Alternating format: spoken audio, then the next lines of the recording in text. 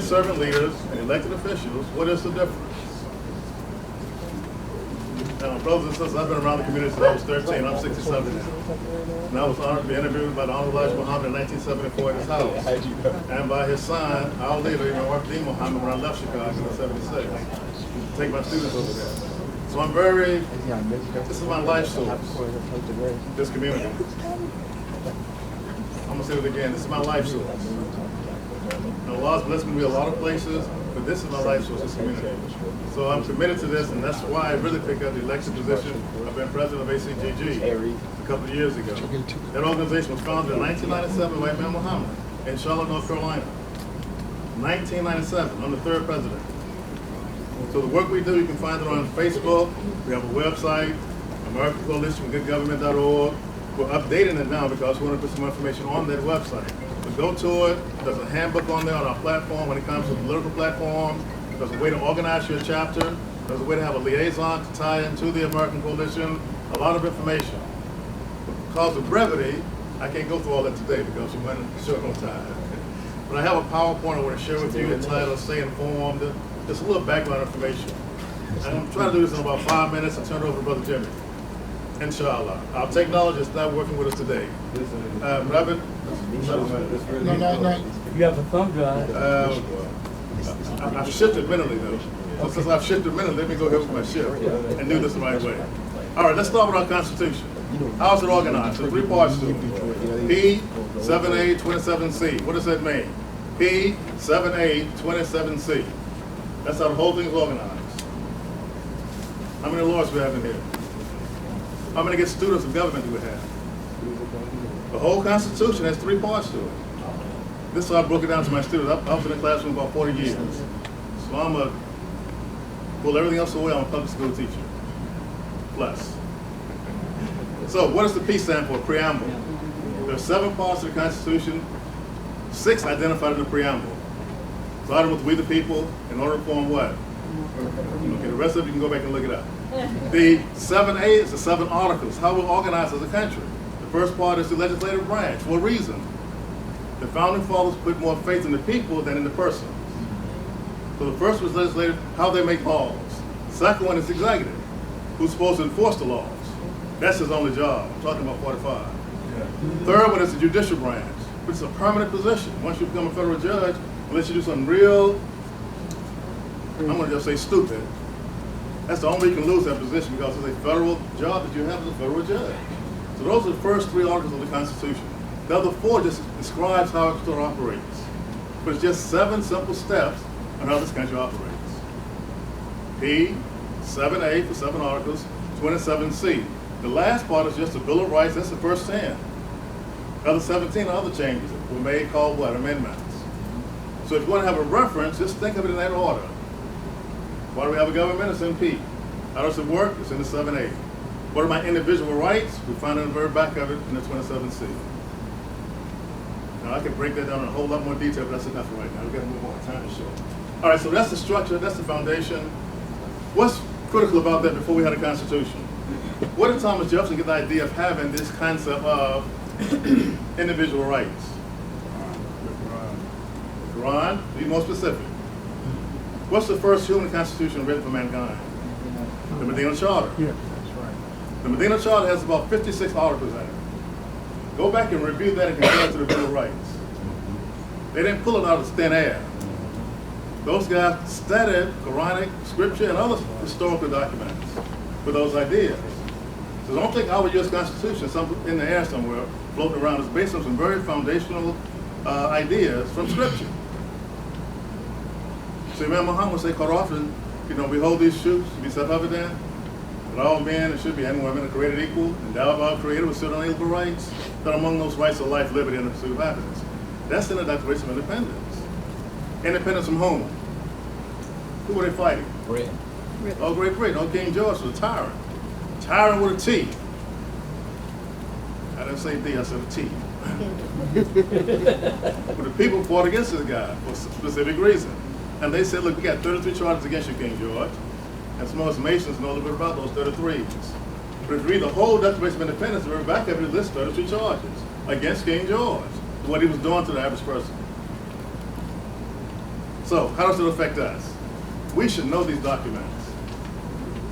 No one should go on TV as a talking head and tell us about the documents we should be familiar with, especially the Medina Charter. That document gave religious freedom to everybody living in Medina at that time, or your three of us we called it. There was no persecution of you because of religious choice.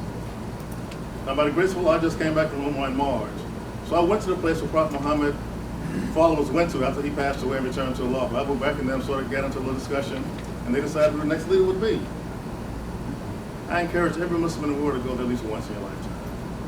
Let's go see what's happening for yourself. Don't let somebody else tell you about it. You go for yourself and see what's happening. So that's enough of that. Let's move on now. The supreme document is our U.S. Constitution. Every state has a different constitution, but it's inferior to the supreme U.S. Constitution. If you look at North Carolina's Constitution, it starts off with Almighty God. Can you believe that in the South? In the preamble to the Constitution, it makes reference to Almighty God. And you know anything about politics, North Carolina is not the most godly state in the country. But the language is there.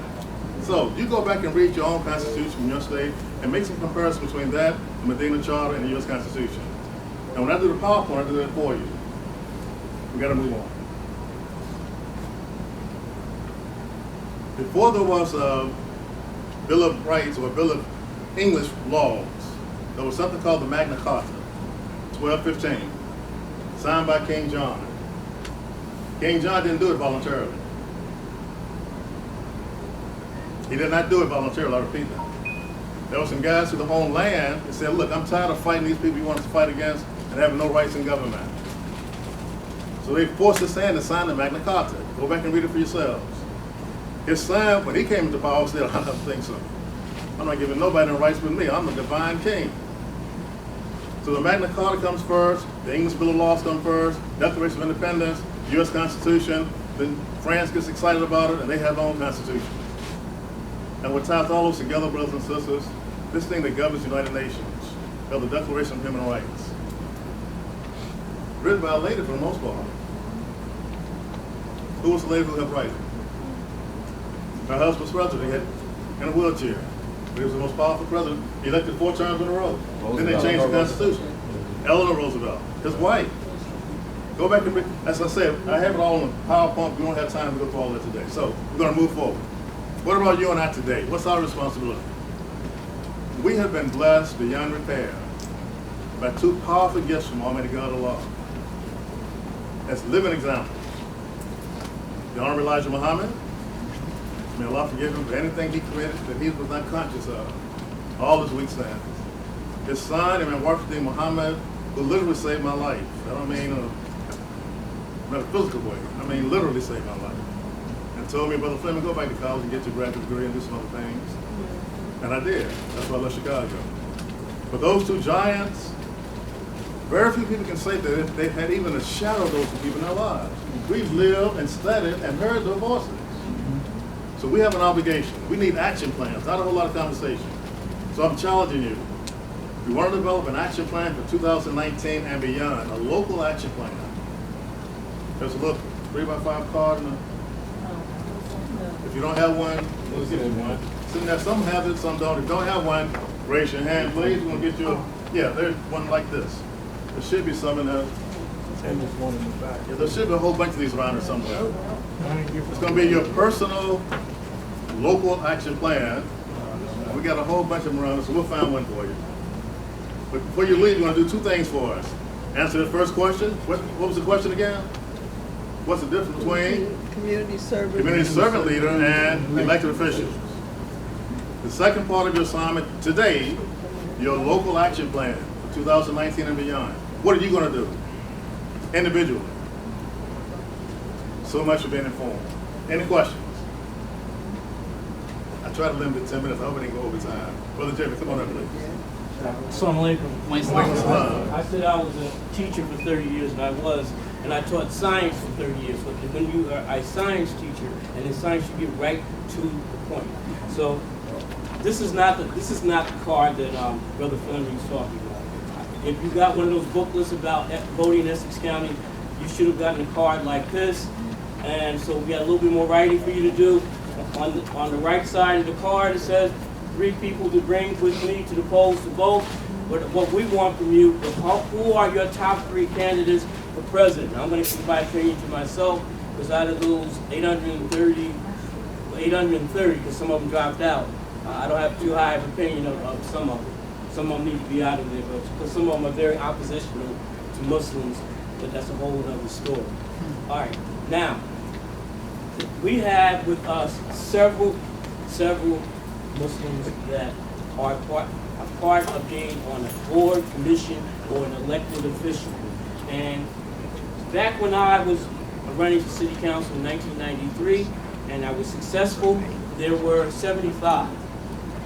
But we recently did a count with a group that, a larger group of Muslims here in New Jersey called the New Jersey Muslim Voting Project. And 2 things we were able to discover. Can anyone tell me which state has the highest Muslim population? I'll take several answers. You said state? You said state? New Jersey. Did you say state? Which state has the California. highest percentage of Muslims in their population? Highest percentage. Two Percentage. different things. New Jersey. Okay, the correct answer is New Jersey. Correct. A lot of people, 3% of New Jersey's population are Muslim. I was disappointed when I saw one number. New Jersey used to have the highest number of Muslim elected officials. We don't anymore. But alhamdulillah, another state, because Michigan has 48, we have 47, then after that it drops off dramatically. We got to get more people to vote. But anyway, I want to introduce to you, and just let them say a few words, because we got to move on. Those Muslim elected and appointed officials that we have amongst us. We have a brother here that did a lot of community service work at the Jersey Shore. And now, then a couple of years ago, he was elected to the 3rd Ward of Atlantic City, a resort city. And I know they have a big fight, especially with the previous governor. That's Kaleem Shabazz, 3rd Ward council person. Stand up, brother. We have a sister who I look at as part of this new trend of politicians, or people that are working as civil servants to help people. We have Sister Dawn Hayes, and only a couple of years ago she was elected to the New York School Board and is already vice president. That's saying a lot. We also have with me my old Navy buddy, and that's Mr. Anthony Timmons, and this is unique. He sits on 2 boards or commissions. He is on the planning board, and he is also on the EPA board of Newark, which right now is probably the most important board in the whole state of New Jersey. If you heard anything about the water is safe in this hotel, y'all. It's safe for all of you. If you're in New Jersey, that's the big issue. And finally, we have Brother Fleming Alameen. Please stand up. He is a county commissioner. And what that is a person that makes county decisions. If you're from New Jersey, you know we call them county freeholders. County freeholders. It does the same thing. So, but I think you have more counties down there than we do. But they're very, very important jobs. Now, we're supposed to have with us a brother from Islamic Relief. Is that Brother President? Okay. Brother Jihad. Where's Brother Jihad? Oh, I'm sorry. I didn't know you. Brother Jihad, come on up, please. You're very vocal. He's representing himself today, so keep that in mind. All right.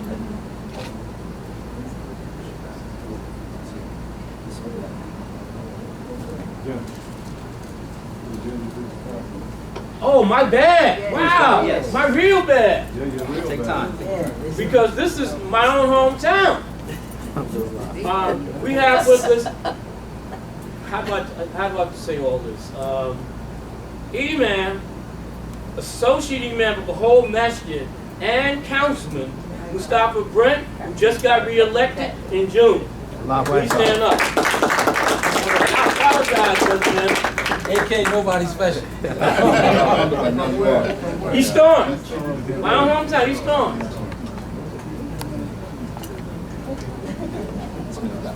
Assalamu alaikum, everyone. Thank you for coming to this panel. I've been charged with a large task to speak to you. Again, my day, what pays the bills? is, and very much actually you help pay the bills for me through your support for Islamic Relief USA, the nation's largest Muslim organization and advocacy organization. But today at this forum, I'm going to speak as my own individual, not as a representative. Actually, let me take this on. I'm officially not speaking on behalf of Islamic Relief right now. I'm speaking by myself as an individual and myself as a member of the working Mohammed community raised in the bosom of Mosque in Los Angeles. To speak a little bit more freely about, we have a coming year, 2020. We talked about the census and how that's important and then the political ramifications of that. But I want to speak a little bit more, I was tasked to kind of speak about a political, what is the outlook? Starting right now, going on for the next, 16 months, less than that now. What do we have before us as a community, and specifically to our community? And now let's be specific. Let's talk about the African American Muslim community. Our community is, first of all, is not monolithic. It's a diverse community. We have different sectors, different regions, different factions in the Muslim community, the African American community, and that's fine. But we can also look at ourselves as a body politic, historically, and even the relevance now compared to the larger Muslim community, which we still take up anywhere between 1/3 to 1/4 of the Muslim community. Right? But so what is at stake in this coming year? What do we need to be cognizant of? Why is it important to our community as Muslims and specifically as African American Muslims? And then how that turns right back around again, why those are Muslim issues. So what is at stake? So at kind of a legislative side and a policy or an election side. That's a lot to cover in 8 more minutes. So I'm speaking from my experience, one, as being, right now Islamic Relief is the only Muslim organization, what I do as the only lobbying Muslim organization in Washington, D.C. We have a lot of organizations here that do voter training, voter mobilization, advocacy awareness, but there's no Muslim organization in D.C. that actually does day-to-day lobbying on the Hill, even though you may thought maybe CARE or something, but no, most organizations aren't on Capitol Hill on a day-to-day level. Islamic Relief is the only one that does that, because I'm tracking legislation and seeing the issues, both domestic and internationally. What are the key issues we believe impact or most concerned of Muslim Americans as much as we can in our diversity, that impact the lives of both Muslim Americans, our neighbors, reflect our values, our interests here, and also internationally.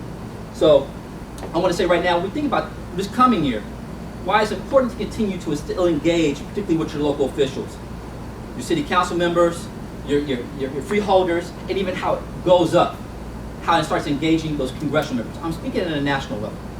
Our community does well, as you see, the numbers of elected officials across the country. Here in New Jersey, or if you look at out in Missouri with Sister Jamila Nasheed and a bunch of other folks there, or African American Muslim elected officials in North Carolina or historically Texas, we do well at a local and at a state level historically. But when it comes to a national level, very much the African American Muslim community, again, 1/3 to 1/4 of the Muslim community's voice is very much missing. Now you say, well, Brother Jihad, what about Brother Keith and Brother Andre, and now Brother Andre and Sister Ilhan and so forth representing? They're there, but no single 1 or 2 member of Congress is ever going to represent the full diversity. And let's be real, they also are elected to represent the 5th district of Minnesota. They represent a diversity of constituents. They're there not as the Muslim representative, but as representative of their district. But they do their part. But what happens is, what is the Muslim presence in pushing on core issues? So a couple of things that are very important we need to keep our eye on a legislative, why we need to still continue to engage. Right now, when members of Congress come back and for the next 4 months, because believe me, when we hit 2020, members of Congress ain't going to be doing a whole lot because they're in an election year. Nobody wants to take any controversial votes. A couple things we need to be concerned about that I say were relevant, I think, to our community in particular. One, it's the gun issue. I just had 2 days ago, I actually co-chair the nation's largest coalition of faith-based organizations, including Salvation Army, Catholic Charities, and Mormons, and so forth. We had the legislative director from the House, Senator Durbin, who works with Senator Schumer, who's a Muslim sister, Rima Deen, and Congressman Clyburn, who works with Pelosi and Hoyer, the speaker, on organizing. They were talking about what's coming up. We need to have our voice on, particularly on issues of guns. It's an issue. Another issue is on coming down the road we have to be concerned about is the issue of child nutrition reauthorization. Our communities, not just Muslims, but particularly in our African American community, poor and working class communities, not just black, but these communities, these are issues that impact our children on a day-to-day. After the Farm Bill, which was passed last year, that deals with SNAP, food stamps and so forth, the second biggest piece of legislation in the country that deals with hunger in America is the Child Nutrition Reauthorization, that deals with all these summer feeding programs, the free reduced lunch programs, and so forth. Even our good sister, Sister Elham Omar, a month ago put out a bill saying to stop the shaming of children when their families in arrears because they can't pay for their school lunch. Right. She had 20 organizations behind her, standing, faith-based organizations to endorse that bill. Unfortunately, no Muslim organization showed up to endorse it, support that except for Islamic Relief. But it seems like a lot of the Muslim organizations want to jump on behind her when she's talking about something internationally or the Palestinians. Let's not be selective then. There's more Muslims who go hungry every day in this country. Well, first of all, Palestine is not even part of America, so why are we talking about it in this sense as Americans? We are concerned about it, but is that always our lead issue? That's my concern, right? So, being concerned of child nutrition is coming around. How do we push that forward? Talk to your member of Congress saying that Muslim Americans, if you think about it, when it comes down to it, Muslim Americans are centers, are Islamic centers here. And I'm sure many of you have food pantries, feeding the hungry in your local community.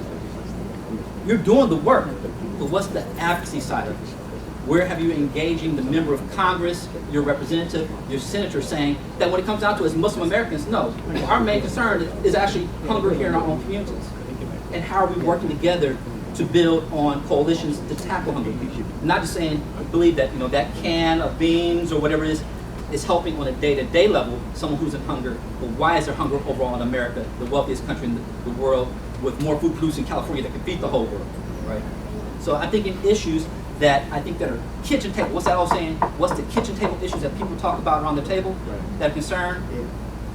How do we address that to show, this is something that affects the Muslim American community? And I'll just bring up one other issue. Raise the wage. Again, and this is not something just black people are concerned about, this is about everybody. That's right. But again, what's the biggest way to tackle poverty, homeless, and so forth? Is people have a fair wage. That's right. Let's be real. What's his name? What do you call him? The Gipper? Republican Jesus? Ronald Reagan? Yeah. That's why I took off that badge.